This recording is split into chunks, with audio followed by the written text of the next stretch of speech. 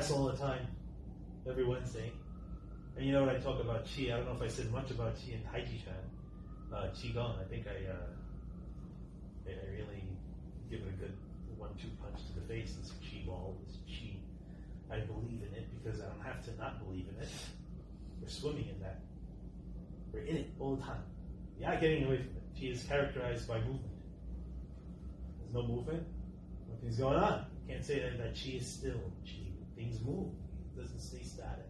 Your body might stay static, but every shit going on through your body is happening. It's moving. Something's moving. Things are going. Things are doing.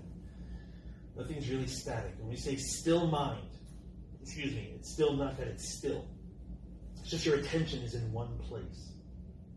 It's focused so damn strong that it's not being wavered. It's not putting into anything else that's going on in the brain-mind connection. You're not jumping on emotion, memory, or any other type of stimuli inside. So Qi is everywhere. What's Qi got to do with it? It's everywhere. Without it, none of this shit will be around. It won't be around. Without that energy, electrical, whatever we want to call it, in our air, nothing would live. So when you have the physical components, you have life. When you don't have the physical components that equal life, you don't have life. It's really simple. And that's what Qi has to do with it. It's there. We'll characterize Qi by the way we feel. You can go through emotional explanation of what Qi is like.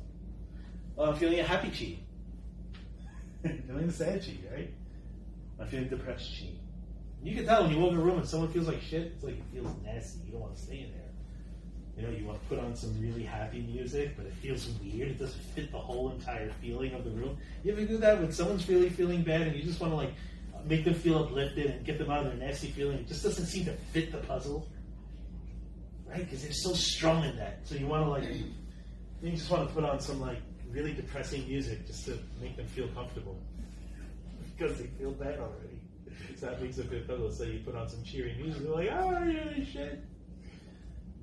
Because they're stuck in the cycle.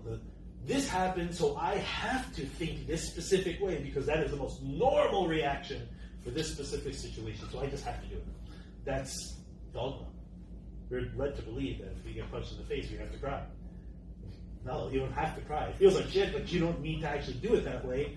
You could not respond that way. You have to train yourself to not respond that way. Same thing happens with emotional influence, with spouse, girlfriend, boyfriend, whoever. Socio-political influence, religious influence, and even music that you hear over and over again, and you start getting pissed off hearing the same thing on the radio every 5 minutes. Man, like that's annoying. But how we work with that, you know, we have to be able to change it before it becomes extreme. If it becomes extreme, it becomes chaos. If it becomes chaos, it has to go to the other extreme. So each change upon the yin-yang, each change, okay? Each spot is a major changing point in the seasons. Then, in between, you have different characteristic fluctuations of the seasons, okay? Why am I calling it seasons? Because that's exactly what it is. This time, we'll flip it. These are emotional fluctuations. And then these are the high points of our emotion. High point.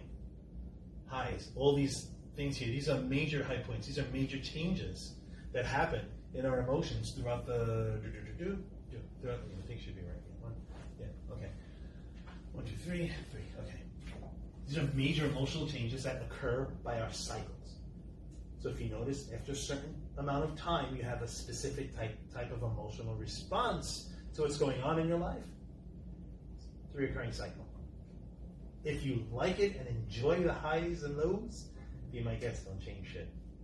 But if you're like, wait, why do I keep feeling around this time I feel so shitty and depressed, and around this time I feel so friggin' awesome, like, I want to change that. I want to be friggin' awesome all the time, but I will have these emotional fluctuations in between. All right, how do I minimize this, maximize this shit, and be awesome? You can be awesome in trying to manage that. Your success is how little you have the negative self-talk and the self-doubt in your head.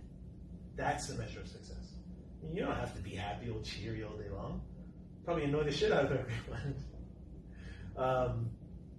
But you don't have to be down either. And don't think of this as a pick-me-up thing, you know? No, it's not a pick-me-up. It's a, why am I going to let that shit happen anyway? Why would you want that to happen? If you had a choice to drink something that's going to, for free, drink something that's going to make you fucking healthy and awesomely just no digestive issues, no headaches, nothing. You can drink this, you won't get full, but you won't feel like shit all day long.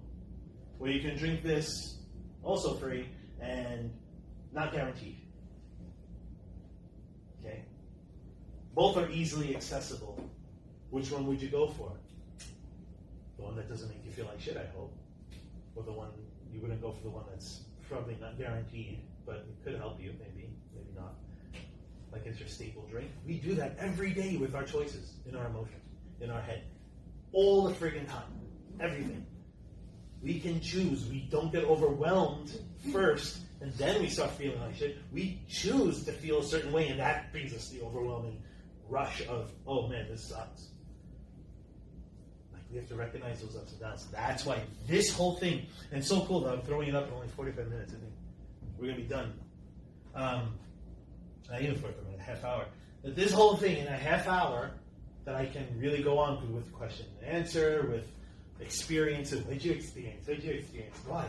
Why do I want to do it this way? I don't want to talk about Tai Chi in the way of, oh, build up your chi, good for health. Go Google it. You can find it. You don't have to do it in class. You're paying tons of money to take this class. I can give you some other different shit. You can go Google search how to do Tai Chi. You get a DVD and do Tai Chi. If you get a DVD now, come back to this class next week knowing more than half of your fucking form, I'll pass you. Like, please, go do more. Practice it. You can get it anywhere. You can get it anywhere. It's just regulated for your class. You have to get it here because you're in your program and you chose it. And I'm probably not that boring. However, I don't want to give you the same shit you can get everywhere else. No one's going to do it this way, obviously. And I have enough balls to actually give this to you and be really, really sure that this shit is going to be good. Because me using this shit took me out of a major ass depression for like 8-9 years. Finally figured it out. Then I started drinking. And everything stopped. Oh, look at that. I'm kidding. But the point is, this is a map of your emotional states. You can map out your emotional states. Take it by 4 points during the day. Recognize today I am my best at this time, and I am my worst at this time, and I'm my okay here and my okay there, or somewhat okay. And then see if that reoccurs over the next course of days, maybe a week. How often does that cycle repeat itself? Does it happen once every 2 days, every 3 days? How do you maximize the better aspect of that? You maximize by changing your habits during or towards the time that one specific thing reaches its high point. You can use Tai Chi, using Tai Ji philosophy to actually use your life or make your life better. Like change your whole life or just make your shit work even greater than it works now. And then you can say Tai Chi says. Right? Anyone telling you Tai Chi says and they're like, oh, Tai Chi says you can defeat the hard with the soft. It just means don't be a jerk in this situation. Be a little bit more open-minded. Don't do stupid shit, and you probably get a better response and a better reaction from people. That's what it really would mean if you want to apply that to your social life.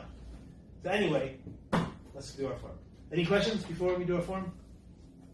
Anything? Any comments? I think you're bullshitting? Because I like that. I really like the conflicting arguments because it's good. Helps us grow. No? Okay. Well, good luck with that stuff.